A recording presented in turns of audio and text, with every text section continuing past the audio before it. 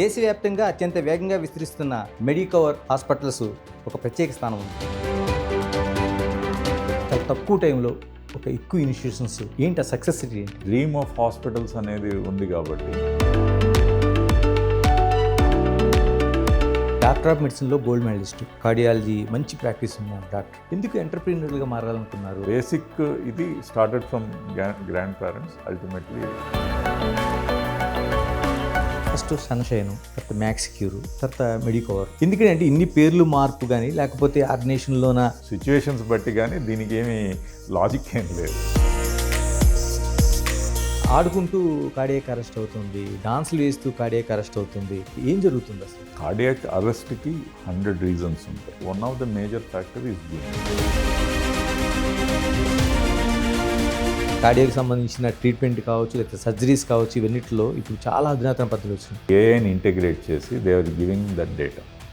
This is the recent advance. కరోనాతో వచ్చిన రోగాలపైన పెద్ద చర్చ జరుగుతుంది. ఏమైనా ఈ హార్ట్ అటాక్స్ కానీ మిగతా కానీ ఏమైనా లింకప్ ఏమైనా ఉన్నాయా, లేకపోతే చేంజెస్ ఏమైనా ఉన్నాయా మనకి? ఏమైనా లాంగ్ టర్మ్లో కరోనా యాజ్ ఆఫ్ నౌ సైంటిఫిక్గా ఏది ప్రూవ్ కాలేదు. కొన్ని సందర్భాల్లో అన్ని ప్రయత్నాలు చేసిన తర్వాత మన చేతులు జారిపోయి వెళ్ళిపోయే పరిస్థితి ఉంటుంది. లిటరలీ ఫర్ మీ అట్లీస్ట్ ఒక 3 to 4 days స్లీప్ కూడా ప్రాపర్ అదే గుర్తొస్తుంది. Welcome to Big TV. దేశవ్యాప్తంగా అత్యంత వేగంగా విస్తరిస్తున్న హెల్త్ కేర్ ఇన్స్టిట్యూషన్స్లో మెడికవర్ హాస్పిటల్స్ ఒక ప్రత్యేక స్థానం ఉంది. మనతో Medicover chairman and managing director doctor Anil Krishna ఉన్నారు. అనిల్ కృష్ణ గారు, నమస్తే. నమస్తే. ముందుగా కంగ్రాట్స్ అండి. ఎందుకంటే ఒక దశాబ్ద కాలంలో అంటే చాలా హాస్పిటల్స్ మేము చూస్తుంటాం ఈ హెల్త్ కేర్ సిస్టమ్స్లోన, నెట్వర్క్లోన చాలా తక్కువ టైంలో ఒక ఎక్కువ ఇన్స్టిట్యూషన్స్ మీరు విస్తరించారు. ఏంటి ఆ సక్సెస్ ఏంటి? ఫస్ట్ సక్సెస్ ఏం అంటే మేము జర్నీ స్టార్ట్ చేసింది అయితే ఒక కార్డియాక్ హాస్పిటల్గానే స్టార్ట్ చేసాం. సో దెన్ మల్టీ స్పెషాలిటీగా గ్రో అవ్వడం. బేసిక్ ఎసెన్స్ ఏంటంటే మెజారిటీ ఆఫ్ హాస్పిటల్స్ కూడా మన తెలుగు రాష్ట్రాల్లోనే ఉన్నాయి. ఇప్పుడు తెలంగాణలో కానీ ఆంధ్రాలో కానీ చూసుకుంటే వైడ్లీ స్ప్రెడ్ అక్రాస్ హాస్పిటల్స్ అనేది ఏదైనా ఉంటే 2 స్టేట్స్ కలిపి ఆర్ విడివిడిగా చూసినా కూడా మనమే లీడింగ్ నెట్వర్క్ ఆఫ్ హాస్పిటల్స్. అంటే ఒకటి నెంబర్ ఆఫ్ బెడ్స్ పరంగా చూసుకున్నా ఆర్ స్ప్రెడ్ పరంగా చూసుకున్నా. ఇప్పుడు తెలంగాణ లాంటి స్టేట్లో అన్ని మేజర్ చైన్స్ ఫోకస్ వచ్చేసి ఓన్లీ హైదరాబాద్లోనే ఉంది. మనం ఒక్కరమే డిస్ట్రిక్ట్స్లో కూడా వెళ్ళి స్టార్ట్ చేసాం. మన పాలసీ అనుకున్నప్పుడు ఏంటంటే ఫస్ట్ ఒక క్యాపిటల్ సిటీ ఆర్ సిటీ లాంటి ప్లేస్లో ఒక హబ్ లాంటిది పెట్టి స్పోక్స్ లాగా అన్ని డిస్ట్రిక్ట్స్లో కేటర్ చేయాలనేది ఆ ఉద్దేశంతో స్టార్ట్ చేసాము. సో 2015లో మనం ఈ హైటెక్ సిటీలో మాదాపూర్లో మనకి ఒక 200 బెడ్ ఫెసిలిటీస్ స్టార్ట్ అయిన జర్నీ నౌ క్లోజ్ టు మనం 5500 బెడ్స్ ఉంది. నా ఇప్పుడు ఒక స్టేట్ అంటే తెలంగాణతో స్టార్ట్ అయ్యి ఇప్పుడు తెలంగాణ, ఆంధ్ర, మహారాష్ట్ర అండ్ కర్ణాటకలోకి స్ప్రెడ్ అయ్యాం. బట్ బేసిక్గా మనం బీయింగ్ డాక్టర్స్, బీయింగ్ ప్రమోటర్స్గా ఉన్న దానివల్ల ఎక్కువ ఫోకస్ ఆన్ హెల్త్ కేర్ డెలివరబిలిటీ పైన మనం ఫోకస్ చేయడం అండ్ ఓన్లీ ఈ డాక్టర్స్ స్కిల్ అండ్ టెక్నాలజీ వీటిపైన ఎక్కువ ఫోకస్ చేయడం వల్ల మనకి ప్రజల్లో కూడా అంతే విశ్వాసం వచ్చేసి we could get it confidence from people. దానికి తోడు మాకు 2017లో మెడికవర్ హాస్పిటల్స్ యాజ్ మన బ్రాండ్ కాదు, it's listed company in Stockholm, Europe. వాళ్ళు పార్ట్నర్స్గా రావడం, దానివల్ల కొంత మనం ఎక్స్పాన్షన్ అది స్పీడప్ చేయగలడం, ఇవన్నీ కూడా కలిసి వచ్చినాయి. ఎవెన్చువల్లీ అల్టిమేట్లీ డెలివరబిలిటీ, కాన్ఫిడెన్స్, జనరల్గా హెల్త్ అంటే ఆల్వేస్ ఈ అన్వాంటెడ్ ఇష్యూస్ ఇవన్నీ కూడా వస్తూ ఉంటాయి. పేషెంట్ సెంట్రిక్ ఫోకస్ వల్ల మనం ఈ స్టేజ్కి రాగలిగాం. అనిల్ కృష్ణ గారు, అంటే డాక్టర్ ఆఫ్ మెడిసిన్లో గోల్డ్ మెడలిస్ట్, ఒక కార్డియాలజీ మంచి ప్రాక్టీస్ ఉన్న డాక్టర్. ఎందుకు ఎంటర్ప్రీనర్గా మారాలనుకున్నారు? ఒక మేనేజ్మెంట్ సిస్టంలోకి, లేకపోతే ఒక దీని విస్తరణకి? అంటే చాలా వరకు ఇలాగ ఇంత క్వాలిటీస్ ఉన్న డాక్టర్స్ ఎక్కువ ప్రాక్టీస్ మీద దృష్టి పెడతారు. అంటే ఒక ఎప్పటి నుంచో ఓన్ హాస్పిటల్ అనేది ఒక థాట్ ప్రాసెస్ అంటే మెడికల్ స్కూల్ నుంచి ఉండేది. సో ఆ థాట్ ప్రాసెస్తోనే ఈ జర్నీ స్టార్ట్ అయింది. సో 2010లో ఐ ఫినిష్డ్ మై కార్డియాలజీ అయిపోయింది, 2010లో అయింది. కానీ కార్డియాలజీ కన్నా ముందు ఒక చిన్న హిస్టరీ ఏంటంటే మెడికల్ స్కూల్లో అంతా వచ్చేసి అంటే విలేజ్ నుంచి వచ్చాం కాబట్టి మనకేంది బిగ్గెస్ట్ థింగ్ వాజ్ డాక్టర్ అనేది చాలా big thing, and doctor with hospital is always a bigger thing. And అక్కడి నుంచి ఇంకా బిగ్గెస్ట్ థింగ్ అంటే పాలిటిక్స్ అండ్ ఎమ్మెల్యే. ఇది ఒక సైకిల్ లాగా ఉండేది. అదే విజువలైజ్ చేసుకుంటాం. అంటే సిటీలో ఉంటే you would see a wide range of things. ఊర్లో ఉన్న దానివల్ల ఆ ఫోకస్ అంతా అట్లానే ఉండేది. సో ఇనీషియల్ డేస్లో ఏంటంటే ఊరికి వెళ్ళిపోవాలి, ఊర్లో ఒక నర్సింగ్ హోమో చిన్న హాస్పిటల్ కట్టుకోవాలి, సర్వ్ చేయాలనే ఇంటెన్షన్తోనే స్టార్ట్ అయ్యాను. దెన్ మెడిసిన్ అయిన తర్వాత ఆల్మోస్ట్ నెల్లూరు వెళ్ళిపోయాను నేను. ప్రాపర్ నెల్లూరు వెళ్ళిపోయి ప్రాక్టీస్ స్టార్ట్ చేస్తే then I realized this is not enough. So I had to come back. మళ్ళీ ఎంట్రన్స్ రాసుకొని డిఎం కార్డియాలజీ ఎంటర్ అయ్యి కంప్లీట్ చేసి 2010 ఐ కంప్లీటెడ్. డే 1 నుంచి దెన్ వన్స్ కార్డియాలజీ చేసిన తర్వాత విలేజ్కి పోయి నేను ప్రాక్టీస్కి కానీ స్కిల్కి కానీ ఆర్ చేయడం కష్టం. Then's when the thought of staying back in Hyderabad started. So ఈ డ్రీమ్ ఆఫ్ హాస్పిటల్స్ అనేది ఉంది కాబట్టి నేను హార్డ్లీ 3-4 months పనిచేశాను ఒక హాస్పిటల్లో immediately after DM. Then immediately I jumped in to a partnership kind of this thing. అక్కడి నుంచి 2015లో మళ్ళీ జర్నీ స్టార్ట్ అయింది. సో ఆ డ్రీమ్ వాజ్ దేర్. లక్కీలీ కొంత టైం కలిసి రావడం కానీ, కొంత జనాల సపోర్ట్ కానీ, మీలాంటి వాళ్ళ సపోర్ట్ కానీ, ఇవన్నీ కలిసి వచ్చి it has come to this stage. నేను ఊహించింది కాదు. మనకేంటంటే ఒక చిన్న హాస్పిటల్ పెట్టుకోవాలి, మంచి సర్వీస్ చేయాలి, ఆ ఇంటెన్షన్తో స్టార్ట్ అయింది. Being in city then we had to change according to the circumstances. Anil garu, చాలామంది డాక్టర్ అవడంలో ఎక్కడో చోట ఒక బ్రేక్ ఈవెన్ పాయింట్ ఉంటుంది. అంటే కుటుంబంలో నువ్వు ఇలాగ అవ్వాలని చెప్పటం, లేకపోతే ఇలా చాలా అంశాలు ఉంటాయి. అంటే మీ తాతగారు ఉన్నారు కాబట్టి నువ్వు అవ్వాలని, లేకపోతే ఇలాగ. అలాగే అనిల్ గారి జీవితంలో ఎక్కడ ప్రభావితం అయ్యారు అసలు? అంటే డాక్టర్ అవ్వడం అనేది ఒక నిజంగానే ఆ ఎడ్యుకేషన్ సంబంధించి కానీ, లేకపోతే టెక్నికల్ విద్యకి సంబంధించి కానీ ఒక పెద్ద బ్రేక్ ఈవెన్ పాయింట్ కుటుంబాల్లో. బేసిక్గా మా గ్రాండ్ మదర్ కి ఎడ్యుకేషన్ అంటే చాలా ఇంట్రెస్ట్ అండి. అంటే గ్రాండ్ మదర్ అంటే మా ఫాదర్ వాళ్ళ మదర్. అట్లానే మా తాతగారు కూడా అదే ఫార్మెట్లో. యాక్చువల్గా మా ఫాదర్ని డాక్టర్ చేయాలనేది వాళ్ళకి గట్టిగా. అన్ఫార్చునేట్లీ కుడెంట్ బికమ్, ఆయన గ్రాడ్యుయేషన్తో ఆగిపోయారు. మై మదర్ షీఈ్ ఇల్లిటరేట్, చదువుకోలేదు. సో దిస్ ఈజ్ అంటే ఫ్యామిలీలో ఇదే అగ్రికల్చర్ అండ్ వీటిపైన దే లెఫ్ట్ ఇట్. కానీ వాళ్ళకి ఒక స్ట్రాంగ్ బిలీఫ్ చిన్నప్పటి నుంచి ఒక డాక్టర్ అవ్వాలి అనేది. బికాజ్ మా ఫాదర్ కాలేరు కాబట్టి they wanted to make me. ఆ థాట్ ప్రాసెస్, ఆ సీడ్ పడింది. అక్కడి నుంచి దెన్ జర్నీ, దెన్ మెడిసిన్ అనేది became a integral. I wanted to become a medicine, general medicine చేయాలి. వన్స్ మెడిసిన్లోకి వచ్చిన తర్వాత then aim has become a cardiologist.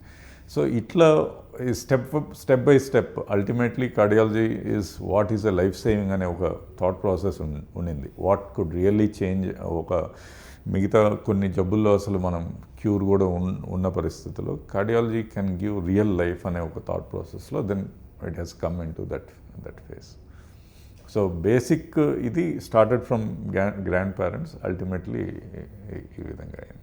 అంటే మీ ఇన్స్టిట్యూషన్స్లో చాలా ఇంట్రెస్టింగ్ పాయింట్ ఏంటంటే ఫస్ట్ సన్షైను, తర్వాత మ్యాక్స్ క్యూరు, తర్వాత మెడికవర్, ఒక నేషనల్ ఆర్గనైజేషన్ లాగా విస్తరించారు. ఎందుకంటే ఇన్ని పేర్లు మార్పు కానీ, లేకపోతే ఆర్గనైజేషన్లోన ఏంటి గ్రోత్కి సంబంధించిన ఏమైనా ఒక ప్లానింగ్ ముందే అనుకున్నారా?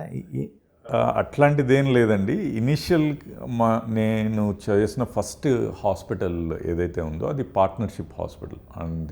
అదే సన్షైన్తో చేసింది. గురువారెడ్డి గారు ఆర్థోపెడిక్ హాస్పిటల్ అని స్టార్ట్ చేసి మల్టీ స్పెషాలిటీ చేయాలనుకున్నప్పుడు దెన్ కార్డియాక్ డివిజన్ కోసం మేము స్టార్ట్ అయ్యాం. మేము ఫ్రెషర్ అయినా కూడా ఆయన మమ్మల్ని కలుపుకొని పార్ట్నర్షిప్ చేయడము ఇవన్నీ అది 2011లో స్టార్ట్ చేసాం.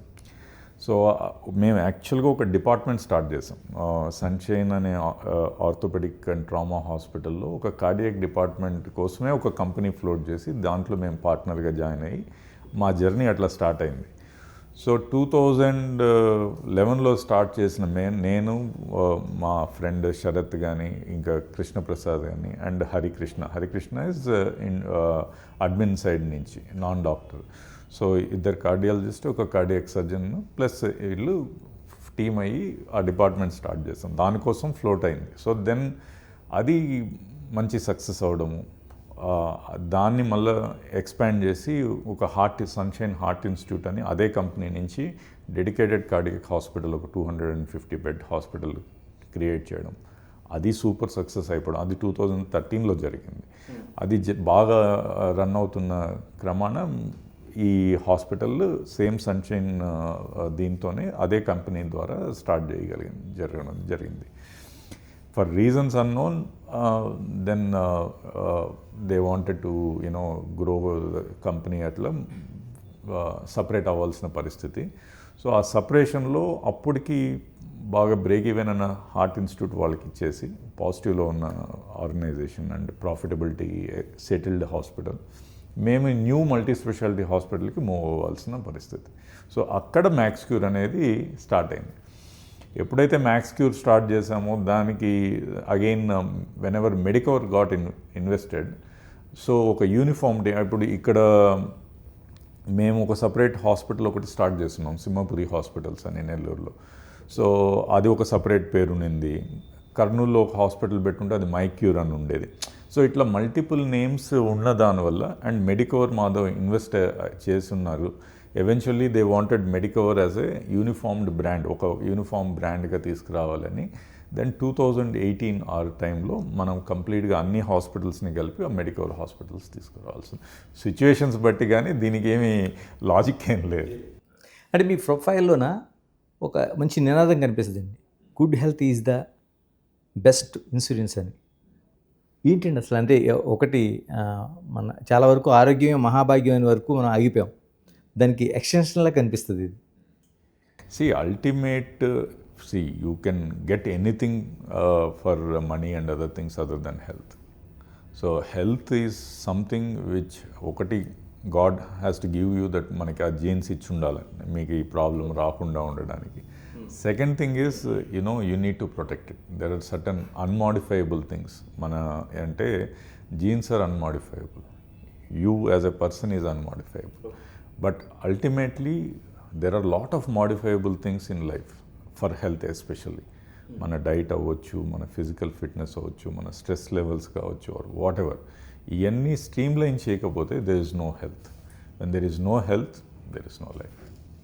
అంటే అందులో వచ్చిందే మీకు నినాదం. నేను ఇట్లా ఉండేవాడిని కాదు. ఈరోజు కొంచెం ఇంతకుముందు మనం చూస్తున్న దాంట్లో I would have then once realization వచ్చిన తర్వాత then what is the importance. ఎందుకంటే నేను దాదాపు 14-15లోనే మీతో నాకు పరిచయం. నేను కూడా ఒక 100 kgs ఎబో ఉంటారేమో అనుకునేవాడిని. ఉండేవాడిని లిటరల్గా. So there is no doubt that went down to 75 kilos from 104 to 75. Just basically what are the consequences your సబ్సిక్వెంట్గా. అందుకోసం it is for me, it is for everyone. Doctor, దాదాపు మీరు చెప్తున్నట్టు 24 hospitals, మీరు ఇచ్చిన ఇన్ఫర్మేషన్ దాదాపు 1 కోటి మందికి పైగా మీరు ఒక ట్రీట్ చేసినట్టు చాలా వరకు వివిధ ఏం చూస్తున్నారండి? అంటే ఈ 1 కోటి మందిలోన ఎటువంటి రోగాలను మనం చూస్తున్నాం? అంటే కొత్త రోగాలు ఉన్నాయా, పాతవే మళ్ళీ రిపీట్ అవుతున్నాయా జనాలకి, లేకపోతే ఇటువంటి మార్పులు మనకు కనిపిస్తున్నాయి? అంటే చిన్న విషయం కాదు, 1 కోటి మందిని అంటే హైదరాబాద్ మనకు 1,20,00,000 మంది జనాభా. అంటే ఆల్మోస్ట్ మీరు ఆ సంఖ్య తీసుకుంటే 1 కోటి మంది అంటే హైదరాబాద్ని ఒకసారి వడపోసినట్టు మీరు. అంటే స్పెసిఫిక్గా వచ్చేసి ఇంతకుముందు కొంచెం అంటే మన డిస్ట్రిక్ట్ హాస్పిటల్స్కి ఆర్ మనకి సిటీ బేస్డ్ హాస్పిటల్స్కి కొంత డిఫరెన్స్ ఉండేది. బట్ ఆ డిఫరెన్స్ వైడ్గా ఇప్పుడు తగ్గిపోయింది. ఆల్మోస్ట్ డిసీజ్ ప్యాటర్న్స్ సిమిలర్గానే ఉంటున్నాయి.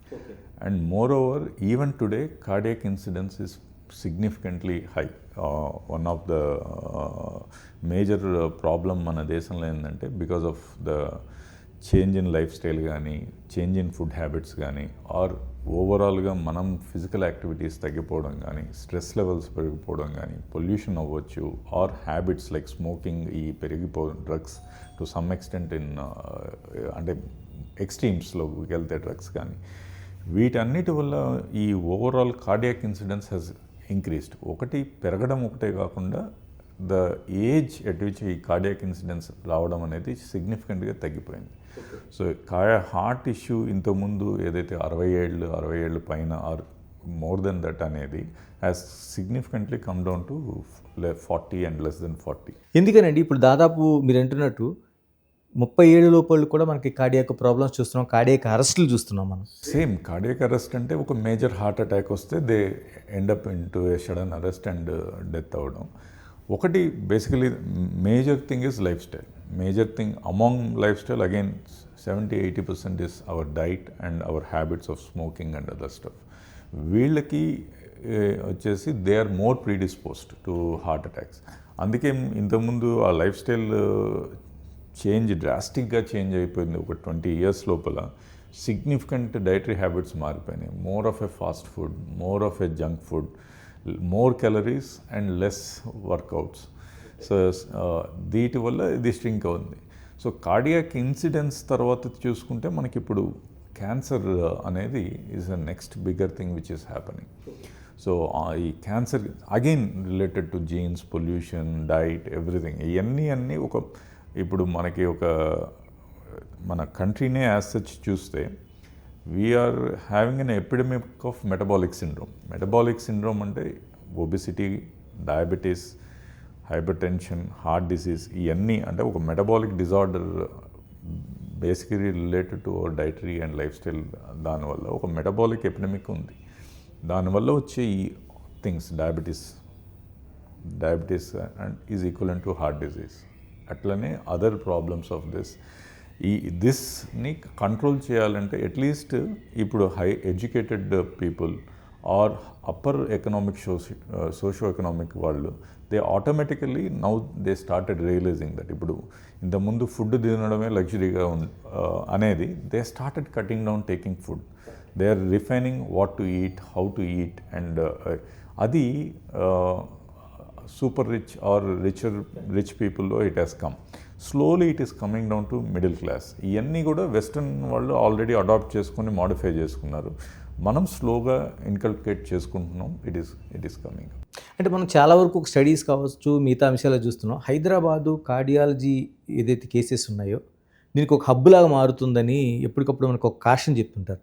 ఎందుకంటే దేశవ్యాప్తంగా లేని దానికి హైదరాబాద్లోనే ఒక ప్రత్యేక పరిస్థితి ఎందుకు కనిపిస్తుంది? దేశవ్యాప్తం ఉంది. అంటే హైదరాబాద్లో బికాజ్ ఆఫ్ మనకి ఎందుకు ఎక్కువ తెలుస్తుందంటే Hyderabad is the hub for entire తెలంగాణకే కాదు, Telangana, majority of Andhra and part of Karnataka, part of border districts of Maharashtra, వీటన్నిటికీ ఒక హెల్త్ కేర్ హబ్ కాబట్టి we see more number of cases and more complex, and science has evolved. Medical field, medical hospitals Hyderabad lo it is they are actually dominating. ఇప్పుడు మనకన్నా ఒకప్పుడు Chennai or some other centres నుంచి we are on par or better, sometimes better than Delhi. So ఇప్పుడు health care హెబ్స్లో top most చూస్తే is like Delhi. అంటే దానికి on par is Hyderabad or sometimes better. So that's why you see so many ఇన్ని complex cases, ఇన్ని cardiac cases ఇక్కడ చూస్తున్నాం. ఎందుకంటే we drain so much area. మీరు అన్నట్టు చిన్న అంటే అంతకుముందు 60 ఏళ్ళు లేకపోతే ఇలా చూసేటోళ్ళం కార్డియాక్ సమస్యలు అంటే, దానికంటే ముందు చిన్న పిల్లలండి అంటే ఆడుకుంటూ కార్డియాక్ అరెస్ట్ అవుతుంది, డాన్సులు వేస్తూ కార్డియాక్ అరెస్ట్ అవుతుంది. అంటే వాళ్ళ యాక్టివిటీలోనే జిమ్ చేస్తూ చనిపోతున్నారు. ఎందుకని అంటే ఏదైనా ఒక ఇన్బ్యాలెన్స్లో ఏమైనా జరుగుతుందా, లేకపోతే ఏం జరుగుతుంది అసలు? కార్డియాక్ అరెస్ట్కి 100 reasons ఉంటాయి. So there are heart attack is one of the reason. మనము 30s, 40s ఈ ఏజ్కి వస్తే majority of them are related to heart attack. It is heart attack అనేది is not the primary reason for a cardiac arrest. So major అంటే ఈ 30s and above or 40s and above, 99% will be A heart attack. But younger పిల్లల్లో వీళ్ళందరికీ వస్తే వీళ్ళకి ఏదో ఒక rhythm disturbance related abnormalities ఉండాలి, లేకపోతే కంజెనిటల్ హార్ట్ డిసీజ్ పుట్టుకతోనే హార్ట్ డిఫెక్ట్స్తో పుట్టిన వాళ్ళు ఉండాలి, or acquired rheumatic heart disease ఇట్లాంటివి కొన్నిటి వల్ల వచ్చే ఉంటాయి. సో ఈ అరెస్ట్లు అనేది కామన్గా ఒక ప్లాట్ఫామ్ లాగా ఉండదు. So there are congenitally related or some time ఎలక్ట్రికల్ డిస్టర్బెన్సెస్లో వచ్చే కార్డియాక్ అరెస్ట్ ఉంటాయి. ఇవన్నీ మనం యంగేజ్లో వాళ్ళ పిల్లల్లో చూస్తాం. యాజ్ వీ మెచ్యూర్ 40స్కి ఎట్లా వెళ్ళినప్పుడు more heart attack related things ఉంటాయి. ఈ ఎంగేజ్ రిలేటెడ్ వాటిని మనం ప్రివెంట్ చేయగలిగింది ఏం లేదు. It's only genetic testing. వాళ్ళు ముందుగానే కార్డియాక్ స్క్రీనింగ్ చేసుకోవాలి. పిల్లలందరికీ పుట్టంగానే కార్డియాక్ స్క్రీనింగ్ ఇప్పుడు జనరల్గా జరుగుతాయి. ఇవన్నీ చేయడం, that is what we can do. ఎర్లీగా ఐడెంటిఫై చేసి వాటిని రెక్టిఫై చేయగలిగితే then we could prevent those diseases. Modifiable things అంటే ఈ హార్ట్ అటాక్ రిలేటెడ్ థింగ్స్ని చేయాలంటే then that is the life style modifications అవి చేసుకోవాలి. అంటే చాలా వరకు మనం చూస్తుంటాం అంటే ఒక పెళ్లి ఫంక్షన్స్లో కావచ్చు, లేకపోతే భారత్లో కావచ్చు, ఆ డీజే సౌండ్స్లోనే వేస్తూ ఒకసారి కుప్పకూలిపోతున్నారు మనకు ఆ వీడియోస్. అంటే దానికి దీనికి రిలేటెడ్ ఏమైనా ఉందండి? అంటే అంత విపరీతమైన సౌండ్స్కి సౌండ్ కన్నా దే గెట్ ఎగ్జైట్మెంట్తో when you start doing, and ఆ టైంలో హార్ట్ అటాక్ కానీ వస్తే then that leads in to a collapse. So ఎప్పుడు కూడా హార్ట్ అటాక్ అనే ఇన్సిడెంట్స్ కానీ ఉంటే, ఏంటంటే అది తెలిస్తే you should not do any activity. You should be absolute rest, reach the hospital టైంకి వెళ్ళిపోవాలి, టైంకి దాన్ని ట్రీట్మెంట్ తీసుకోవాలి. ఏమవుతుందంటే ఎప్పుడైనా హార్ట్ అటాక్ అంటే ఏంటి, హార్ట్కి బ్లడ్ సప్లై ఆగిపోవడం, సడన్గా ఆ బ్లాక్ రప్చర్ అయ్యి క్లాట్ అయిపోయి ఆ ఏరియాకి బ్లడ్ సప్లై ఆగిపోతుంది.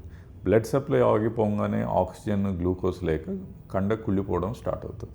గుండె అనే కండ కుళ్ళిపోవడం that is what is heart attack basically. ఈ ఎంత టెరిటరీలో ఉంది, ఇంకా మిగతా బ్లాక్స్లో మిగతా వెజల్స్లో ఎంత సివియారిటీ బ్లాక్స్ ఉన్నాయి, ఈ ఎంత టెరిటరీ ఇన్వాల్వ్ అయింది, ఆ టెరిటరీ ఇన్వాల్వ్మెంటే కాదు, వన్స్ ఈ బ్లడ్ సప్లై సడన్గా ఆగిపోతే హార్ట్ ఇర్రెగ్యులర్గా కొట్టుకునే ఛాన్స్ ఉంటుంది. ఈ ఇర్రెగ్యులర్గా కొట్టుకొని that is what is cardiac arrest. ఈ VTVF అంటారు, ventricular tachycardia and ventricular fibrillation. దీనివల్లే సడన్గా వి లూజ్ పీపుల్. అండ్ ఎప్పుడైతే మనం ఎక్సర్సైజ్ ఆర్ డ్యాన్స్ ఆర్ మీరు చెప్పిన ఫంక్షన్స్లో ఎగ్జైట్మెంట్లో ఉంటారో then the heart also has to ఎక్కువ పని చేయాల్సి వస్తుంది. ఎక్కువ పనిచేసే పరిస్థితుల్లో ఏమవుతుందంటే ఈ వెంట్రికులర్ టెకికార్డియా, వెంట్రికులర్ ఫిబ్రిలేషన్ ఈ ప్రెసిపిటేట్ అయ్యే ఛాన్స్ ఎక్కువ ఉంటుంది. So that's why they collapse. అంటే జెండరు డిస్క్రిమినేషన్ కాదు, కానీ ఎందుకంటే ఆడవాళ్ళలో కొంచెం తక్కువగా ఉంటాయి, మగవాళ్ళలోనే ఎక్కువ ఈ కార్డియాక్ సమస్యలు ఎక్కువగా ఉంటాయి అంటారు. ఇది వాస్తవేనా లేకపోతే? సో ఆడవాళ్ళలో ఏంటంటే ఈస్ట్రోజన్ అనే ఒక హార్మోన్ ఉంటుంది. సో అది ఈ heart related incidences it is like a protector for women. ఇది వీళ్ళకి జనరల్గా వచ్చేసి మెనోపాజ్ వరకు ఈ హార్మోన్ ఉంటుంది, వాళ్ళకి ప్రొటెక్షన్ ఉంటుంది. సో మెనోపాజ్ వరకు వచ్చేంత వరకు women are generally protected unless and until వాళ్ళకి జెనెటికల్గా గ్రాస్ మెటబాలిక్ అబ్నార్మాలిటీస్ ఉంటే తప్పితే, ఆర్ గ్రాస్గా డయాబెటీస్ అవన్నీ వస్తే తప్పితే జనరల్గా ఉమెన్ ఆర్ ప్రొటెక్టెడ్. వన్స్ ఈ మెనోపాజ్ దాటిన తర్వాత there is no difference between men and women. And menopause తర్వాత ఉమెన్లో హార్ట్ అటాక్ వస్తే the risk is more compared to men. So there is though they have protection తర్వాత ఒకవేళ heart attack వస్తే women వాళ్ళకి risk of heart attacks, risk of interventions అది ఏది చేసినా వాళ్ళకి హయ్యర్ రిస్క్ ఉంటుంది కంపేర్డ్ టు మెన్. ఎందుకంటే టెస్టోస్టెరాయిడ్స్కి ఎందుకు ఆ శక్తి లేకుండా పోయిందండి? అది దేవుడిచ్చింది, అంతేగాని మన చేతుల్లో లేదు. It's more a metabolic related thing. What estrogen helps in that metabolic syndrome to రాకుండా వాళ్ళకి ప్రొటెక్ట్ చేస్తుంది. డాక్టర్, ఇంకోటి, ఏ నొప్పి వచ్చినా గుండె నొప్పి అని భయపడే ఒకటైతే, ఏది గ్యాస్ట్రిక్ అయితే ఏది గుండెకి సంబంధించిన తెలుసుకోలేక కొంత అయోమయ పరిస్థితి ఉంటుంది. దీన్ని అది అనుకుని కంగారు పడేవాళ్ళు ఉన్నారు. అది వచ్చిన తర్వాత కూడా గుండె జబ్బుని కాదని నిర్లక్ష్యం చేసి ప్రాణాలు పోగొట్టుకునే వాళ్ళు ఉన్నారు.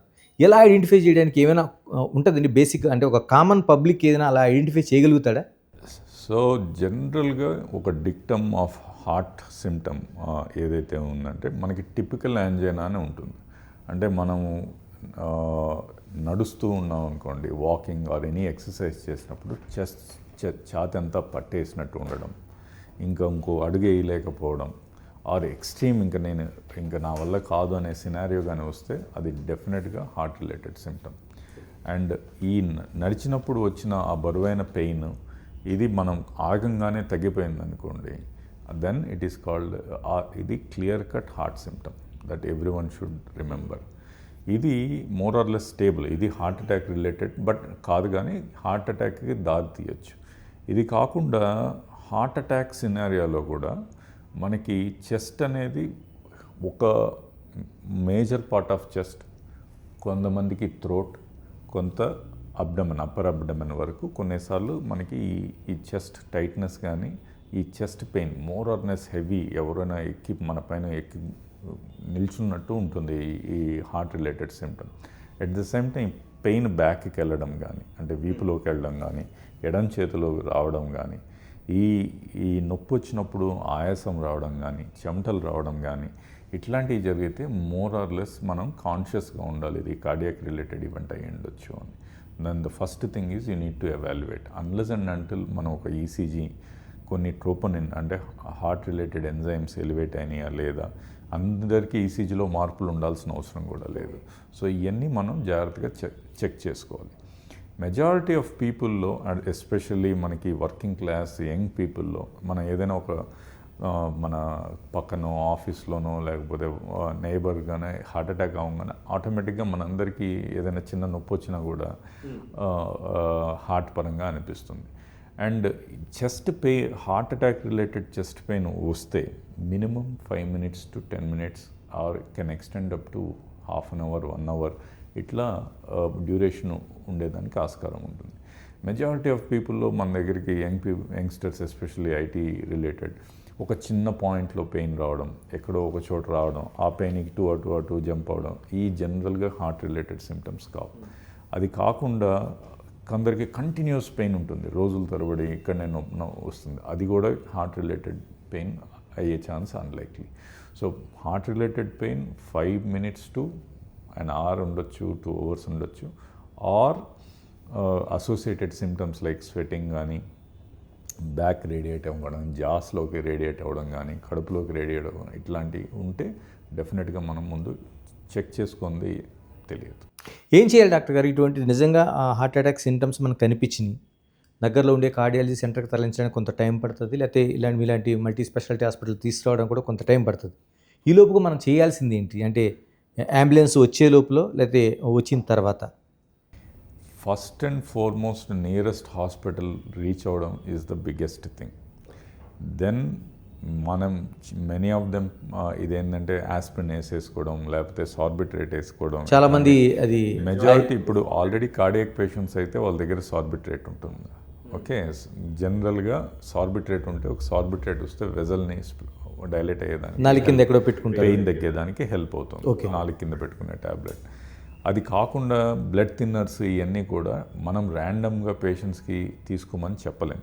సో ద పేషెంట్కి కానీ సస్పిషన్ ఆఫ్ హార్ట్ అటాక్ ఉంటే నియరెస్ట్ హెల్త్ సెంటర్కి వెళ్ళి ఫస్ట్ అది హార్ట్ అటాక్ అయితే దెన్ దానికి కావాల్సిన based on the severity of heart attack there is various modes and మనం ఉన్న ఏ సెంటర్లో ఉన్నాము, నియరెస్ట్ ఏమైనా పెద్ద సెంటర్ ఉందా, ఇవన్నీ చూసుకొని then we need to decide.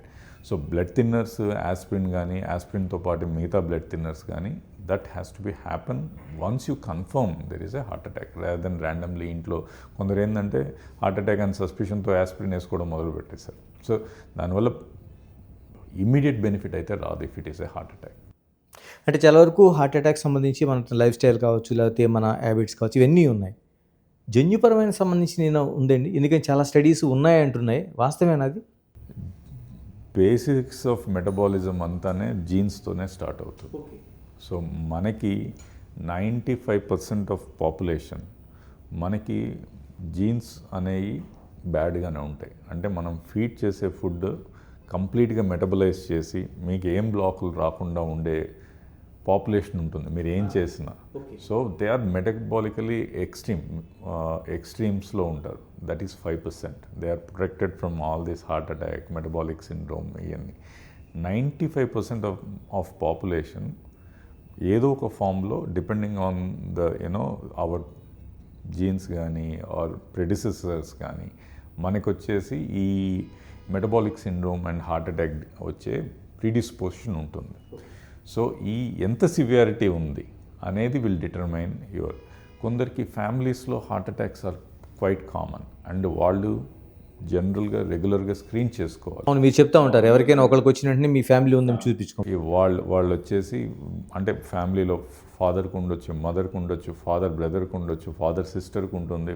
Next generation వాళ్ళు they should be extremely careful. ఎందుకంటే వాళ్ళ genes are extremely bad in metabolism. So they are extremely prone for heart disease. The only way repeated screen చేసుకోవాలి. అండ్ screening కన్నా ముందు they have to fix the life style. తినే food చూసుకొని తినాలి, calorie content చూసుకోవాలి, దీంట్లో కార్బోహైడ్రేట్ కంటెంట్ చూసుకోవాలి. ఇవన్నీ మాడిఫై చేసుకుంటే they can prevent or postpone the heart attack disease. అందుకే యంగ్ ఏజ్లో one of the major factor is genes. జెనెటిక్గా ప్రోన్ ఉన్న వాళ్ళు యంగ్ ఏజ్లో ప్రజెంట్ అవుతారు. డాక్టర్, కార్డియాలజీ మీ సబ్జెక్ట్ కాబట్టి మాట్లాడుకుంటున్నాం. చాలా ఆధునిక పద్ధతులు వచ్చినాయి. ఒకప్పుడు కార్డియాకి సంబంధించిన ట్రీట్మెంట్ కావచ్చు, లేకపోతే సర్జరీస్ కావచ్చు, ఇవన్నిటిలో ఇప్పుడు చాలా అధునాతన పద్ధతులు వచ్చినాయి. రోబోటిక్ సిస్టమ్కి మనం కన్వర్ట్ అవుతున్నాం. ఎంతవరకు సక్సెస్ రేట్ ఉందండి ఇది? అసలు రోబోటిక్స్ అనేది more or less is a surgical thing. Overall now మనకి అక్రాస్ ద గ్లోబ్ కానీ మన దేశంలో కానీ ఈ లెస్ ఇన్వేజివ్ మోడ్స్కి ఎక్కువ వెళ్ళిపోతున్నాం. అంటే సర్జికల్ కాకుండా నాన్ సర్జికల్, లైక్ ఇప్పుడు బ్లాక్స్ ఉంటే ఇంతకుముందు బైపాస్, 3 బ్లాక్స్ ఉంటే బైపాస్, లెఫ్ట్ మెయిన్ ఉంటే బైపాస్ నుంచి ఇప్పుడు మనం more or less angioplasty, stent, valve replacements కూడా కెథటర్ బేస్డ్ వాల్ రీప్లేస్మెంట్స్, ఇవన్నీ more and more less invasive ఏరియాకి వచ్చేస్తున్నాయి. రోబోటిక్స్ ఇన్ కార్డియాక్ సర్జరీ ఇంకా training process is a very herculean this thing. Across the globe కూడా ఇంకా robotics in cardiac surgery అంత pick కాలేదు. More and more lab related surgeries ఏదైతే ఉన్నాయో it's almost taken over by robotic surgeries. But కార్డియాక్కి ఇంకా it takes some time. కొన్ని cardiac cath ల్యాబ్లో కూడా రోబోట్స్ వచ్చినాయి but still it is an operator dependent rather than robot మనకి help చేసేదానికన్నా. అంటే ముందుగా కార్డియాలజీ సమస్యలని డయాగ్నోస్ చేయడానికి కూడా చాలా సిస్టమ్స్ మారినాయి. ఇప్పుడు ఏఐతో చాలా వరకు ముందుగా గమనించవచ్చు అంటున్నారు. ఎందుకంటే ఏఐతో చాలా ప్రయోగాలు చేస్తున్నారు, చాలాట్లో రిజల్ట్ కూడా కనిపిస్తుంది మనకి. ఇందులో ఎలా ఉందండి, ఎలాంటి రిజల్ట్స్ వస్తున్నాయి? ఇప్పుడు as I said less invasive థింగ్స్కి మారుతున్నాం మనం. ఇప్పుడు ఇంతకుముందు బ్లాక్స్ మనం ఐడెంటిఫై చేయాలంటే యాంజియోగ్రామ్ అంటే ఒక కెథటర్ పంపించి ఆ వెజల్స్లో మనం ఒక కాంట్రాస్ట్ డై ఇచ్చి బ్లాక్స్ ఉన్నాయా లేదా అని ఐడెంటిఫై చేసేది. అది స్లోగా ఏంటంటే స్క్రీనింగ్ కోసం సిటీ యాంజియోగ్రామ్ కొరనరీ యాంజియోగ్రామ్ అనేది వచ్చింది. ఇప్పుడు సిటీ కొరనరీ యాంజియోగ్రామ్లో కూడా ద మోర్ అడ్వాన్స్డ్ థింగ్ ఏంటంటే ఇప్పుడు వస్తున్న న్యూ ఎక్విప్మెంట్స్, మీకు బ్లాక్ సివియారిటీ ఎంత ఉంది, బ్లాక్ కంపోజిషన్ ఏముంది, బ్లాక్ని ఎంత ఫాస్ట్గా ట్రాక్ చేయాలని అన్నీ ఇట్ ఈస్ మీరు చెప్పిన ఏఐని ఇంటిగ్రేట్ చేసి they are giving that data. This is the recent advance. So ఇప్పుడు మీరు ఈ యాంజియోగ్రామ్ చేయాల్సిన పరిస్థితి తగ్గిపోతుంది. సో ఒక సిటీ స్కాన్ చేయించుకుంటే దాంట్లో మీకు ఎన్ని బ్లాక్స్ ఉన్నాయి, ఆ బ్లాక్ సివియారిటీ ఏంది, ఆ బ్లాక్లో కాల్షియం కంటెంట్ ఎంత ఉంది, బ్లాక్ సాఫ్ట్గా ఉండి రప్చర్ అయ్యే ఛాన్స్ ఉందా, ఇవన్నీ కూడా మనకి just that software will give you the report. ఇప్పుడు ఉందండి మన కమల్లో ఆల్రెడీ అంటే రివల్యూషనరీ చేంజ్ కదా, వెరీ ఎర్లీ ఫేజ్లో ఉంది. ఇంకా it has not penetrated, but next 1-2 yearsలో it is going to take. So your machine of CT scan will give you how many blocks, how severe blocks, then మీ cath lab అనేది only to treat that block అనేది ఉంటుంది. Doctor, angiogram అంటే just like మన surgery లాగే జరుగుతుంది, అంటే దీనికి దూరంగా ఇప్పుడు మనం వెళ్ళే అవకాశం ఉంది. అవసరం అసలు యాంజియోగ్రామ్ రిక్వైర్మెంట్ అనేది ఆగిపోతుంది. So angiogram is a diagnostic test. అది ట్యూబ్ పంపించి ఇవన్నీ లేకుండా ఒక సిటీ స్కాన్తో మీకు 100% అక్యురసీతో ఈ బ్లాక్ సివియరిటీ, ఇప్పుడు సిటీ స్కాన్ బేస్డ్ యాంజియోకి రెగ్యులర్ యాంజియోకి కొంత డిఫరెన్స్ ఉంది. That is going to స్ట్రింక్ and need అనేది ఆల్మోస్ట్ జీరో అయిపోతుంది. ఎంతకాలంలో మనకి హైదరాబాద్ లాంటి చోటకు అందుబాటులో వచ్చే అవకాశం ఉంది మీ ఇలాంటి హాస్పిటల్లో? If everything goes well, you will get it in by 6 months to 1 year. But ఇంకా there is lot more trials and complete acceptance వచ్చేదానికి టైం పట్టచ్చు. బట్ ఆ సిస్టమ్ కానీ ఆ సాఫ్ట్వేర్ కానీ డెఫినెట్గా వచ్చేస్తుంది. డాక్టర్, ఇంకా కరోనా ఒక్కసారి మనకి వెళ్తే 19లో ఎక్కడో మనకి అక్కడ స్టార్ట్ అయితే చైనాలోన 2021, 22లో విపరీతంగా కరోనా మనం చూసాం. ఇప్పుడు కరోనాతో వచ్చిన రోగాలపైన పెద్ద చర్చ జరుగుతుంది. ఏమైనా ఈ హార్ట్ అటాక్స్ కానీ మిగతా కానీ ఏమైనా లింకప్ ఏమైనా ఉన్నాయా, లేకపోతే చేంజెస్ ఏమైనా ఉన్నాయా మనకి ఏమైనా? జనరల్గా గ్రాస్గా ఏం లేవండి. సో కరోనా ఈజ్ ఆ మొమెంట్లో ఆ స్పెసిఫిక్ ప్రాబ్లమ్స్, ఆ స్పెసిఫిక్ ఎంటిటీస్ వాటిని ట్రీట్ చేసేదానికి వెళ్ళి కొన్ని కాంప్లికేషన్స్ ఈ తప్పితే లాంగ్ టర్మ్లో కరోనా యాజ్ ఆఫ్ నౌ సైంటిఫిక్గా ఏది ప్రూవ్ కాలేదు. ఇది మనం ఓన్లీ ఇంటర్ప్రిట్ చేస్తున్నాం దట్ క్లాట్స్ వస్తున్నాయి, హార్ట్ అటాక్స్ పెరిగినాయండి. కేసెస్ సంఖ్య ఏమైనా పెరిగింది అలాగే ఏమైనా ఆఫ్టర్ కరోనా తర్వాత? మనకేంటంటే కరోనా అనే ఆ లాక్డౌన్ పీరియడ్లో ఈ స్క్రీనింగ్ ఆఫ్ హార్ట్ డిజీజెస్లు అనేది తగ్గిపోయినాయి. So it is not just heart attack. మీరు చూడండి, ఆల్ ఎలెక్టివ్ సర్జరీస్ అన్నీ కూడా కోవిడ్ టైమ్స్లో, బికాస్ ఇక్కడ గాల్ బ్లాడర్ స్టోన్స్ ఉండొచ్చు, కిడ్నీ స్టోన్స్ ఉండొచ్చు, మోకాళ్ళు మార్పిడీలు అవ్వచ్చు, ఏదైనా కూడా just because of the scare of corona ఇవన్నీ కూడా ఏదర్ స్క్రీనింగ్ కాలేదు ఆరే ఈ బల్క్డ్ అప్ కేసెస్ వల్ల మనకి సడన్ జంప్ కనపడుతుందే కానీ not a true jump in the number of cases. ఇంకా దాంతోపాటు మనకి వ్యాక్సినేషన్ కోసం ఒక పెద్ద ఇది ఉందండి. నేను వ్యాక్సిన్ వేయించుకున్న తర్వాత డయాబెటిక్ కేసులు వచ్చినాయి కొందరు అంటుంటే, లేదు మా కార్డియాలజీ సంబంధించి ఒక క్లాట్స్ మాకు వచ్చినాయి అనేది, ఇది నిజంగానే భయమా లేకపోతే ఒక ఆందోళన లేకపోతే క్లియర్ కట్ అపోహ అండి. There is no truth in that. All vaccines ఆ మొమెంట్లో trial tested and they have been used. అవి ఎంత ఎఫెక్టివ్గా పనిచేసాయనే సెకండరీ కానీ, but this complications due to vaccines అనేది చాలా అపోహ, ఫియర్. డాక్టర్, ఇంకా అంటే ఓవరాల్గా మన మెడికల్ రంగం అనేది చాలా విస్తరిస్తుంది హైదరాబాద్ లాంటి చోట. ఇందులో మనం ప్రత్యేకంగా మాట్లాడుకోవాల్సింది ఫారిన్ ఇన్వెస్ట్మెంట్స్, అంటే ఆ కొలాబరేషన్ అనేది జరుగుతోంది. అంటే ఎక్కడ లాభం ఉంది, ఎక్కడ వరకు వెళ్తే మనకు నష్టం ఉంది? ఎందుకంటే దాదాపుగా 49% వరకు కొన్ని చోట్ల వెళ్తే, కొన్ని చోట్ల 52%, 51% వరకు మనకి ఇన్వెస్ట్మెంట్స్ కనిపిస్తున్నాయి చాలా చోట్ల. అంటే ఎంతవరకు లాభం అనుకోవాలి, ఎంతవరకు నష్టం అనుకోవాలి? మీరు చాలా కన్జర్వేటివ్గా ఉన్నారు. There are 100% stakes bought by foreign ventures. Some chains. 50% అనేది ఈజ్ నథింగ్ నౌ. అంటే కొన్ని చోట హాస్పిటల్స్లో వాళ్ళు అదే చెప్తున్నా, 50% అనేది చాలా తక్కువ. మీరు 100% equity is owned by private hospitals. So in a way to some extent it is good, to some on a long run maybe it is harmful. ఎందుకు గుడ్ అంటే, ఇప్పుడు ఉన్న హాస్పిటల్స్ ప్రాఫిటబుల్ అయ్యి, ఒక హాస్పిటల్ ఈరోజు స్టార్ట్ చేసి ఎక్స్ట్రీమ్గా మీరు కృషి చేస్తే 3 years పడుతుంది అది బ్రేక్ ఈవెన్ అవ్వడానికి. ఈ 3 yearsలో హాస్పిటల్ పెట్టినంత లాసెస్ హాస్పిటల్ భరించాలి. మీరు ఎంత పెట్టుబడి హాస్పిటల్ ఎక్విప్మెంట్కి కానీ హాస్పిటల్ కట్టడానికి పెడతారో, 3 ఏళ్ళు దాన్ని బ్రేక్ ఈవెన్ తీసుకువచ్చేంత వరకు అంతే ఖర్చు అవుతుంది. This is a typical norm in any hospital. ఆ తర్వాత ఎక్స్ట్రీమ్గా ప్రాఫిటబుల్ అవుతాయా? కావు. సో మీరు ఏ కార్పొరేట్ హాస్పిటల్ అయినా చూసుకోండి, ఎబిటాస్ అని ఇస్తారు 15% to 20%. Extremely low EBITDAs compare to any industry. ఈ ప్రాఫిటబిలిటీతో హాస్పిటల్స్ని ఎక్స్పాండ్ చేయడం అనేది నెక్స్ట్ టు ఇంపాసిబుల్ ఏ హాస్పిటల్ చైన్కైనా. So they take years and years of breeding to get in to an expansion mode. ఈ ఎక్స్పాన్షన్, ఈ ప్రైవేట్ ఈక్విటీ ఫండ్స్ ఇవన్నీ హాస్పిటల్స్లో రావడం వల్ల ఈ ఎక్స్పాన్షన్ అనేది ఈజ్ అవుట్ అయింది. So they are getting money. So health care spread కంట్రీలో పెరిగిపోయింది. That is a good thing. So దానివల్ల ప్రైవేట్ ఈక్విటీ, ఫారిన్ ఇన్వెస్టర్స్ రావడం వల్ల హాస్పిటల్స్ నెట్వర్క్ మన పాపులేషన్ నీడ్కి across private hospitals has taken. మీరు చూస్తే 95% ఆఫ్ ఆల్ టెరిషరీ కేర్ మన దేశంలో is done by private hospitals. Only 5% is given by the government run or government in the tertiary care. అదే primary care, secondary care ఇవన్నీ వచ్చేసి government hospitals have done. But tertiary కేర్లో మటుకు 95% is by ఇది. ఈ investments లేకపోయి ఉంటే ఇంత దూరం వెళ్ళేది కాదు. హాస్పిటల్స్ ఎక్స్పాండ్ అవ్వడం కానీ, మాలాంటి వాళ్ళం కానీ, ఇంకా మాతో పాటు కాంపిటీటర్స్ కానీ, ఈ ఫండ్స్ అనేవి లేకపోతే you can't expand just based on profitability కోసం కూర్చుంటే no one will expand. Or అది severe shortage of health care అయ్యి ఉండేది మన దేశంలో. సో ఈ ఫండ్స్ రాబట్టి there is an expansion.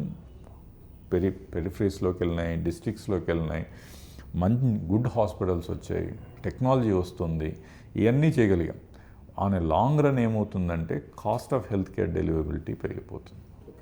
So eventually ఇంత మనీ వచ్చిన తర్వాత naturally you have to no one will invest for the sake of charity. ఇండియాకి ఏదో పని చేయాలని ఓడతాడు. అల్టిమేట్లీ ఈ ఫారిన్ ఫండ్స్ వస్తే they want to take it back. Then health care deliverability will become expensive. So that అది ఎప్పుడు వస్తుందో వీ హ్యావ్ టు వెయిట్.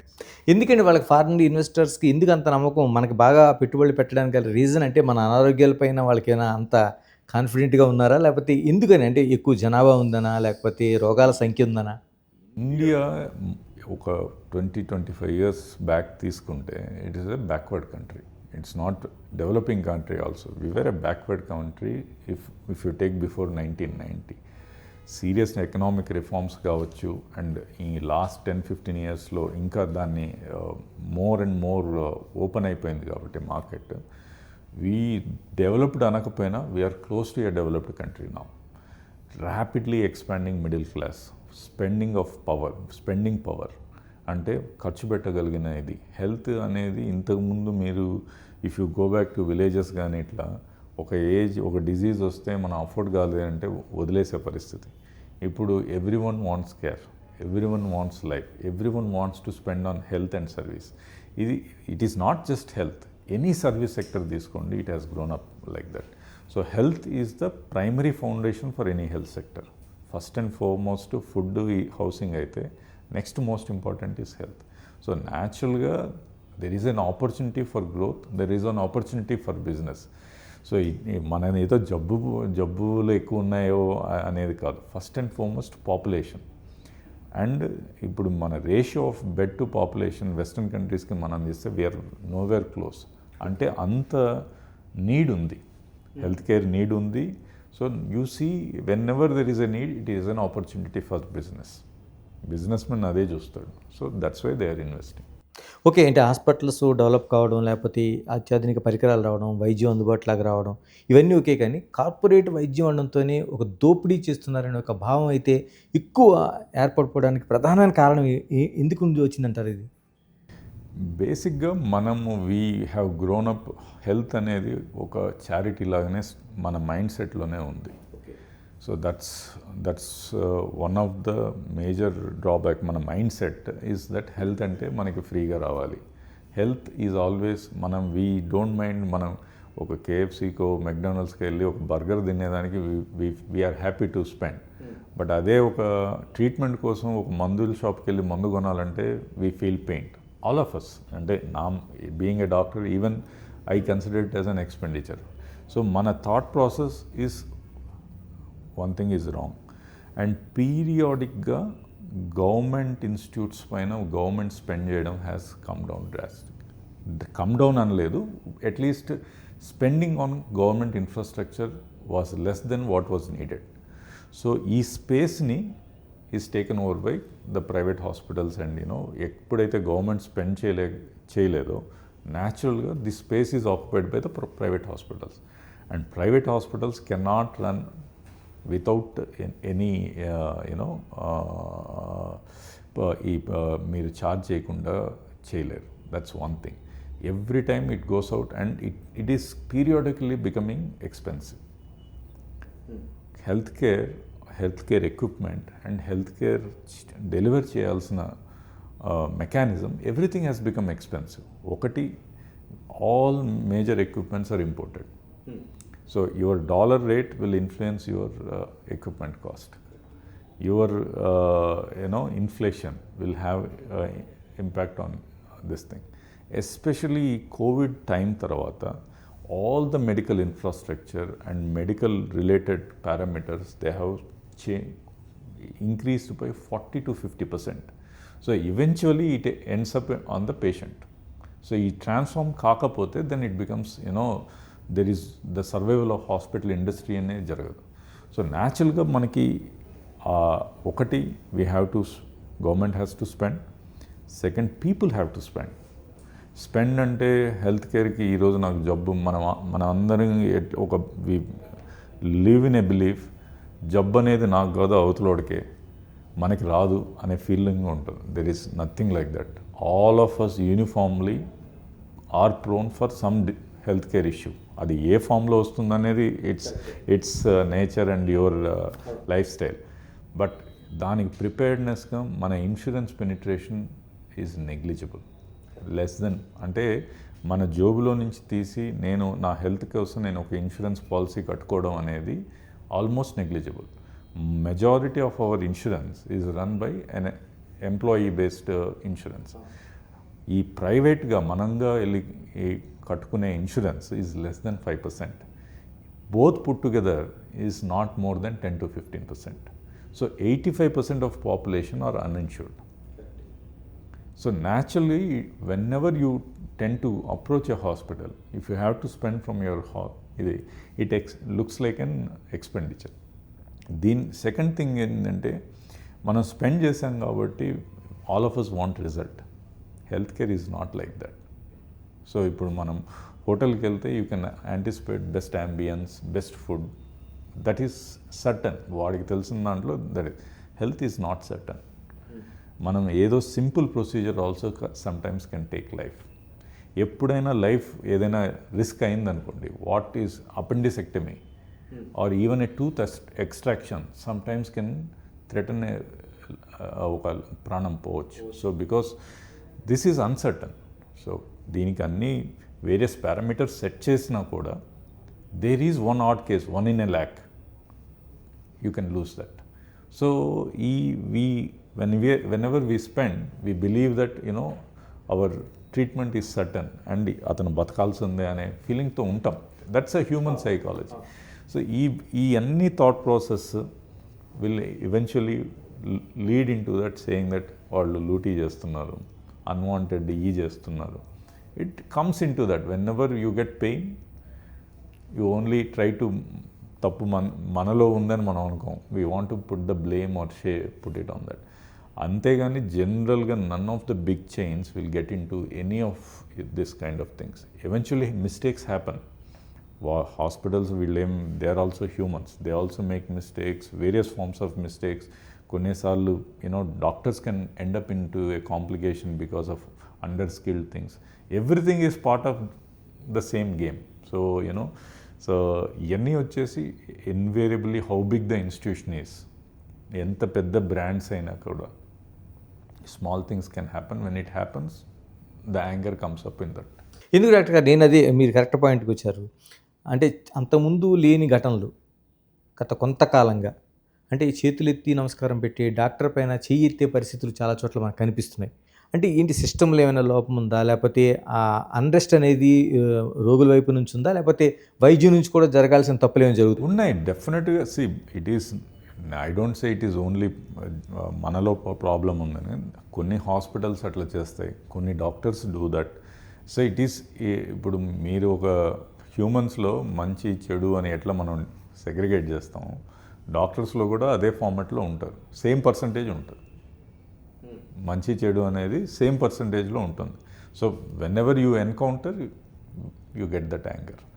ఇంతకుముందు వైద్యం అంటే, ఇప్పుడు మా ఊర్లో మేము ఉన్నప్పుడు ఒక 2-3 డాక్టర్లు ఉండేవాళ్ళు ఊరికి, ఎంబీబీఎస్ డాక్టర్స్. వాళ్ళ వైద్యం అంటే ఏంటి, if I go for a consultation it is free. వాళ్ళ సర్వైవల్ ఎట్లా, ఆ మందుల షాప్ పెట్టుకొని ఆ మందుల పైన వచ్చిన మార్జిన్, ఆ ల్యాబ్ టెస్ట్ల పైన వచ్చిన ఖర్చుతో they use to survive. So కానీ పర్సెప్షన్ ఏంది, డాక్టర్ ఫ్రీగా చూస్తున్నాడు. సో ఇట్ ఈస్ ఆల్వేస్, అదే చెప్తున్నా, it is always seen as a charity. It is no more a charity. That's the problem. అంటే చాలా వరకు అంటే మీ కార్డియాలజీ వైపుకి వస్తున్నాను. ముందుగా మీరు మాట్లాడిందంటే ఇన్సూరెన్స్కి సంబంధించి చాలా వరకు 3 పూటలు తినడానికే లేని, చాలా వరకు మనకి ఎంత డెవలప్మెంట్ అవుతున్న కంట్రీ అయినా 3 పూటలకు తినడం లేని వాళ్ళు, దారిద్ర్యకు దిగువ ఉన్న వాళ్ళు చాలామంది కనిపిస్తున్నారు. మీరంటూ దాదాపుగా ఇన్సూరెన్స్ అంటేనే ఒక నెగ్లిజెన్స్ కాదు, అసలు మనకు సంబంధించింది కాదనే. ఏం చేస్తే బాగుంటుంది అంటారు? ఏం చేయాల్సిన అవసరం ఉందంటే అటు ప్రభుత్వం ఏం చేయాల్సిన అవసరం ఉంది, ఎలాంటివి తీసుకోవాలి? ఒక్కటి ఏంటంటే యాజ్ ఆఫ్ నో ఇప్పుడు మనకి అట్లీస్ట్ స్టార్టెడ్ విత్ మన own state united Andhra, then Andhra తెలంగాణలో ఈ Aarogyasri scheme is a super hit scheme. అది చాలామందికి లైఫ్ ఇచ్చింది, చాలా హెల్త్ ప్రాబ్లమ్స్కి it has given a solution. దాన్ని మిగతా స్టేట్స్ అన్ని రెప్లికేట్ చేశారు. Now across the government Modi గారు ఆయుష్మాన్ అని తీసుకొచ్చారు. దాన్ని ర్యాంపప్ చేయాలి. ద ప్రాబ్లం ఇప్పుడు ఆరోగ్యశ్రీ కానీ వేరియస్ థింగ్స్ ఏంటంటే 2009లో మనం లాంచ్ చేసిన ఆర్ 2007లో లాంచ్ చేసిన ప్రోగ్రామ్ని అప్పటికి ఇప్పటికి మీరు టారిఫ్స్ కంపేర్ చేస్తే ఒక 10-15% డిఫరెన్స్ ఉంటుంది. So they are struck there. ఎందుకంటే ఫర్ జరుగుతుంది కాబట్టి they are going like that. కానీ ఎంత inflation over a period of this 20 years ఎంత ఇన్ఫ్లేషన్ ఏంటుంది. దీన్నే తీసుకెళ్ళి ఆయుష్మాన్ని రెప్లికేట్ చేశారు. So government also has to increase the spending on this insurance for the BPL. That is one thing. BPL లేని వాళ్ళకి మ్యాండేటరీ ఇన్సూరెన్స్ చేయాలి. Health insurance must be made mandatory. ఇది యాజ్ ఎ పాలసీ డెసిషన్ కానీ తీసుకొస్తే you will have answers for many of this problems. అది చేయకపోతే ఇప్పుడు మనం కంప్లీట్గా అందరికీ ఆయుష్మాన్ ఇచ్చేయాలి, అందరికీ అదే టారిఫ్లో చేయాలంటే no private hospital will survive.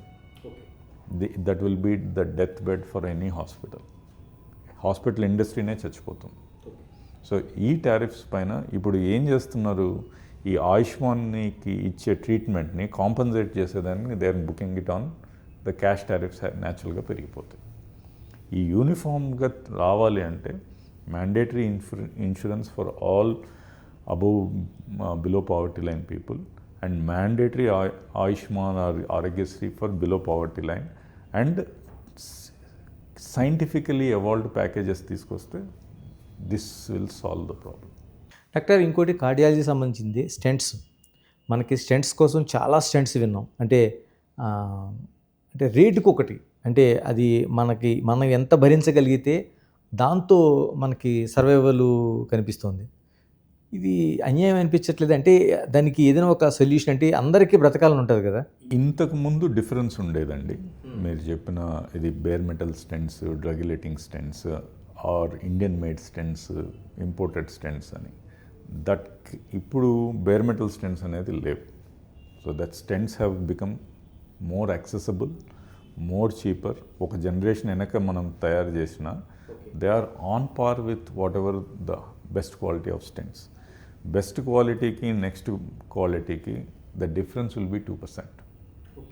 So there is a 2% కోసం if you are happy to pay premium, it is up to you. But there are stents which are available at a lesser price, almost giving up the same result. So our gap has come down drastically. Doctor, టోటల్గా మనం ఏ రోగం కోసం మాట్లాడుకున్నా life style, అందులో మనం తినే ఆహారం ప్రధానమైంది. ఒక డాక్టర్ వచ్చి అది చేయమంటాడు, ఆయన డాక్టర్ అవునో కాదో తెలియదు, ఇది రోజు తినమని చెప్తాడు. అంటే ఒక కన్ఫ్యూజన్ మన చుట్టూ ఎప్పుడు తిరుగుతూ ఉంటుంది. అంటే ఎలాంటి డైట్ తీసుకోవాలి? ఎందుకంటే కార్డియాలజీ సమస్యలే ప్రధానమైనది కాబట్టి మనకి గుండె ప్రధానమైంది అవయవాల్లో. ఎలాగ లైఫ్ స్టైల్ని ఎలా లీడ్ చేయాలి అసలు? అంటే ఏం తినాలి, ఏం తినకూడదు అనేది ఒక బిగ్ క్వశ్చన్ లాగా అయిపోయింది అందరికీ. ఫస్ట్ అండ్ ఫార్మోస్ట్ ఇది చాలామందికి ఈ అపోహ, అండ్ మెజారిటీ అపోహ కారణం ఏంటంటే ఫుడ్ ఇండస్ట్రీ అండి. ఫుడ్ ఇండస్ట్రీ మనకి has corrupted lot of our brains. మనకి ఏంటంటే ఎవ్రీడే బ్రేక్ఫాస్ట్ తినాలి, బ్రేక్ఫాస్ట్ హ్యూజ్గా ఉండాలి, then you have to taper it out. ఇవన్నీ ఏంటంటే ఒక మన దేశంలో కాదు, ఇది వెస్ట్రన్ వరల్డ్లో ఏంటంటే ఈ ఎస్పెషల్లీ కెలాగ్స్, కార్న్ఫ్లేక్స్ ఇవన్నీ వాటిని ప్రమోట్ చేసుకునేదానికి they started this idea of you know the thing. And ఇంతకుముందు వరకు మనకి fat was the biggest culprit అనేది over a period of decades it is pushed into the brain. Fat తినకూడదు, oil తినొద్దు, గీ తినొద్దు అని. But the basic biggest culprit is sugar. Sugar. It is not fat, it is not your oil, it is not your chicken, it is not your egg, it is not your meat or anything. The biggest culprit is sugar. Sugar ante sweets ఈ కాదు, any refined product, any junk including our rice and wheat. So ఈ ఎప్పుడైతే ఈ ఈ barriers లేకుండా reach అయినాయో ఈ rice forms కానీ and ఇది వాటిపైన కంట్రోల్ లేకుండా మనం ఎప్పుడైతే ఓవర్ ఈటింగ్ చేసామో, ఎప్పుడైతే రిఫైన్డ్ ఫుడ్స్ తీసుకుంటున్నామో, then this disease process has increased. So ఈ refined foods has led in to a more a disaster. Refined sugars is like poison యాక్చువల్గా. మనకి స్మోకింగ్ తప్పని మనకి చిన్నప్పటి నుంచి ఆల్కహాల్ తప్పని మనకి ఇచ్చేస్తారు, కానీ ఓవర్ ఈటింగ్ ఆర్ జంక్ తప్పని చెప్పేవాళ్ళు తగ్గిపోయారు. So Coca-Colas, that the various aerated drinks, everything loaded with sugars. So basic essence as of now for all of us is cut down the sugar. That is what we have to do. That is what we have to inculcate. Sugar and refined sugar should be absolutely out. Even the portion of sugar which we eat in rice and wheat also has to come down. Increase the fiber. Vegetable gettiga tinali. Protein undali. Eggs తినండి. If you're mandatory eggs we need to increase in our thing. Non-veg తిన్నోళ్ళు అయితే like paneer, tofu, they have to increase that. Nuts తినాలి. Refined oils తగ్గించాలి. Go back to your traditional ghee. ఇవన్నీ are a process which we need to follow and inculcate. అది చేస్తే it takes another decade to see a downfall. Doctor గారు, ఈ మధ్యకాలంలో doctors కావచ్చు లేదా మిగతా సెక్టర్స్ కావచ్చు ఇంటర్మీడియట్ ఫాస్టింగ్ అనేది ఒక కీలకంగా తీసుకొచ్చి వాళ్ళు చేస్తున్నారు, చాలామందికి చెప్తున్నారు. నిజంగా రిజల్ట్ ఉందండి అది ఏమైనా? డెఫినెట్గా ఉంటుందండి. ఓకే. సో ఫాస్టింగ్ అనేది if you take any religion, it is part of fasting is part of that religion. మీరు హిందూయిజంలో కానీ, ఇస్లాంలో కానీ, క్రిస్టియానిటీలో కానీ, బుద్ధిజంలో కానీ, జైనిజంలో కానీ, you take any religion, fasting is part. మనం దాన్ని డైల్యూట్ చేసాం. ఫ్రూట్స్ తింటాం, బ్రేక్ఫాస్ట్ తింటాం, ఏది దోశలు తింటాం, ఉప్మాలు తింటాం అని వీ డైల్యూటెడ్ ఇట్. ఫాస్టింగ్ అంటే you should be just on no calorie.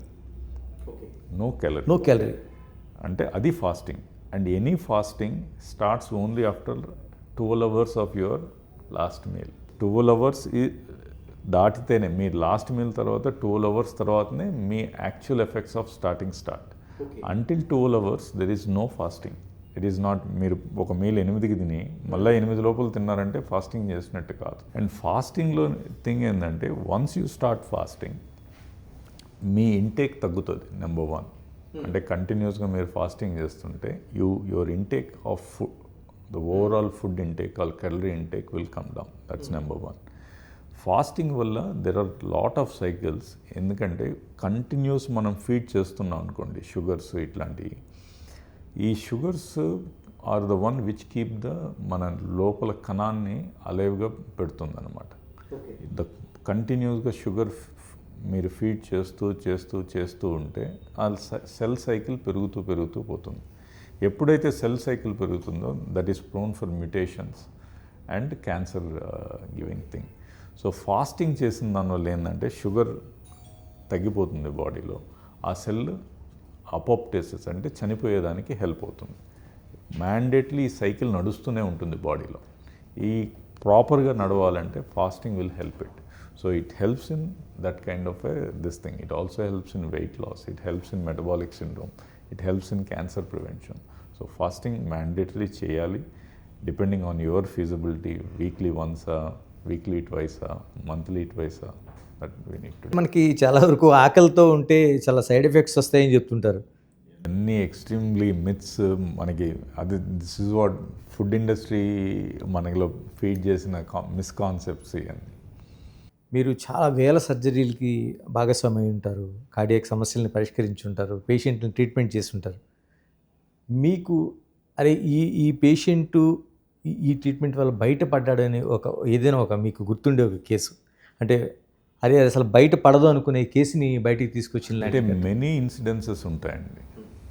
So many incidences అంటే ఇప్పుడు వైడ్ స్ప్రెడ్ నాకు స్పెసిఫిక్గా ఒక కేసు చెప్పాలనేది కాదు, కానీ మెనీ కేసెస్ ఈ లాస్ట్ 15 yearsలో we have taken that extreme steps of doing the maximum possible things.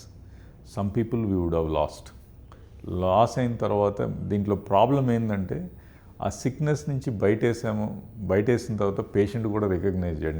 నేను ఒకవేళ ఈ డాక్టర్ పోయి ఉంటానని పేషెంట్ రికగ్నైజ్ చేయడు.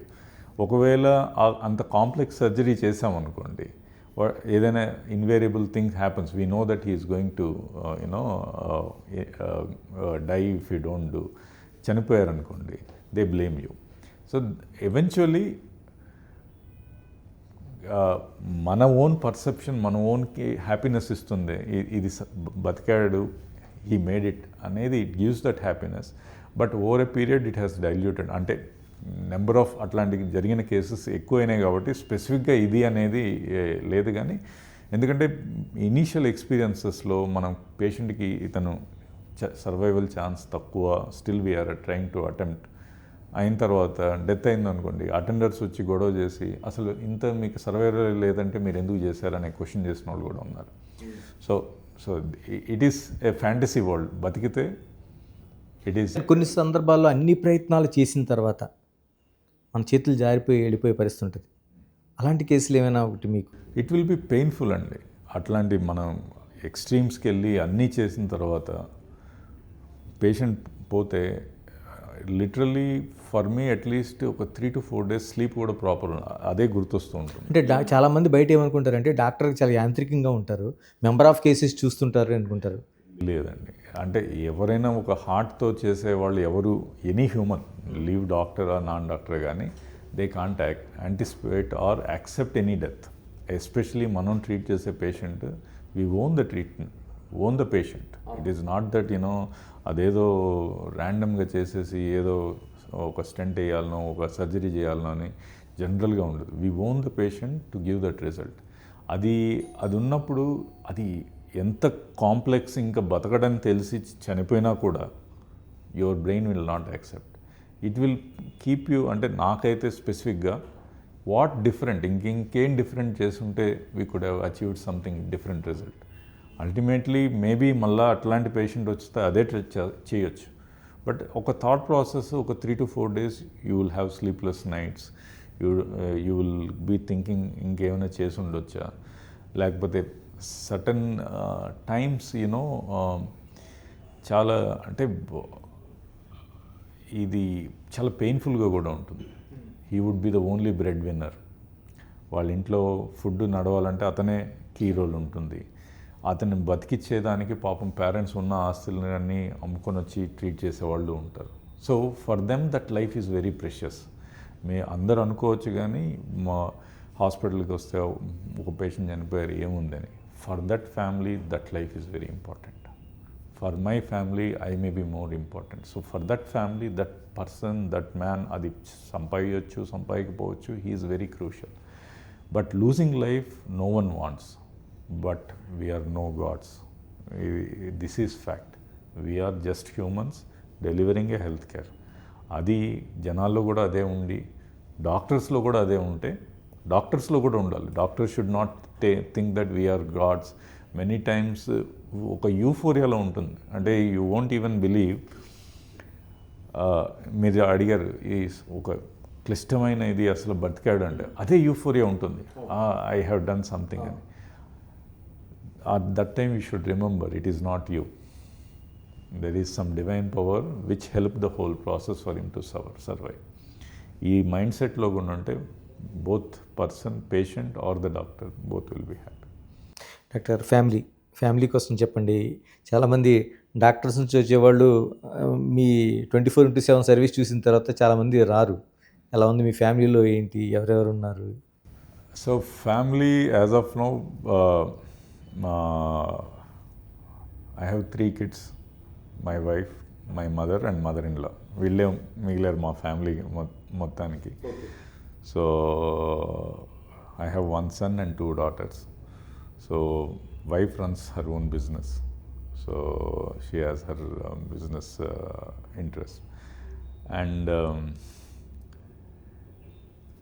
కొన్నిసార్లు అంటే ఇప్పుడు now I take time and go home early. ఇంతకుముందు అంటే నేను మార్నింగ్ 8కి వెళ్తే సమ్ టైమ్ 8, 9, 10 అయ్యేది. So to go back when peaks of practice. ఇప్పుడు అడ్మిన్ వచ్చి కొంచెం ప్రాక్టీస్ తగ్గించాం, కానీ పీక్స్లో ఉన్నప్పుడు they use to be frustrated. So అవన్నీ then you need to spend time to get over things. Now it's like any other family. My elder son wants to go into medical school again, though I am against. So నేను వచ్చేసి I don't want my son to face the hardships which I have gone through. So medicine is not part-time job. Medicine చేయాలంటే it's like you have to dedicate. So జనాలు అనుకుంటారు కానీ లక్షలు సంపాదించారు, కోట్లు సంపాదించినోడికి క్షణం తీరుకుంటుంది. అంత ప్రాక్టీస్ చేస్తే తప్పితే ఈ కాంట్ మేక్ దట్ మనీ. ర్యాండమ్గా అయితే ఏది రాదు. So and it's a long drawn process medicine. So to become a super specialitist by the time 30-35 years, then your practice starts. అప్పుడు నువ్వు సక్సీడ్ అవుతావా లేదా, it's not in your hands. So ఈ uncertainty, but it is a definitive thing. It is still valued very high. Patients మీరు ఇంతమంది తిట్టుకుంటున్నా కూడా 90% still prize the doctor or profession. 5% people can, it's common, but 90%, 95% will always like to be, వాళ్ళ kids doctor అవ్వకపోయినా they respect doctors. So it is a respectable profession. My son wants to enter medical school. పెద్దమ్మాయి wants to get in to medical school. ఇప్పుడు inter join అవుతుంది. Younger one is in 5th standard. So ఇలాగ Medicover కోసం చెప్పండి, ఇంకా ఏమున్నాయి, లక్ష్యాలు ఏమున్నాయి, ఎటువైపు మీ ప్రయాణం జరుగుతుంది? సో నాకైతే I want to keep the hospital industry growing. Competitors అవ్వచ్చు, మేము కూడా అవ్వచ్చు, ఎవరైనా సరే health has to penetrate everywhere. మా పర్సనల్గా అయితే we want to take it across మా యాజ్ ఎ జర్నీ చెప్పాలంటే ఒక సెంటర్ నుంచి నౌ 4 states-లో ఉన్నాం. ఇట్స్ నాట్ 4 states అంటే ఒక తెలంగాణలో ఒక 10 హాస్పిటల్స్ ఉన్నాయి, ఆంధ్రాలో ఒక 10 హాస్పిటల్స్ ఉన్నాయి, మహారాష్ట్రలో 5 different areas. We are in Mumbai, Pune, Nashik, Aurangabad and Sangamner. అట్లనే రీసెంట్గా బెంగళూరులో హాస్పిటల్ స్టార్ట్ అయింది. We want to expand the network, delivering our principled way of giving that health care.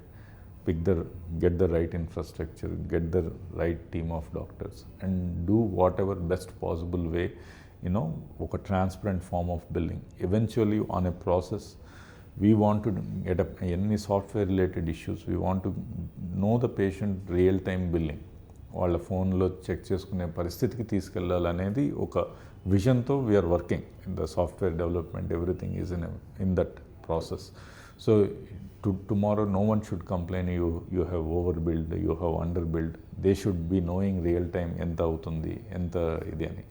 So quality health care more complex. మేము స్టార్ట్ అయినప్పుడు కార్డియాక్గా స్టార్ట్ అయ్యాం, multi స్పెషాలిటీకి వెళ్ళాం.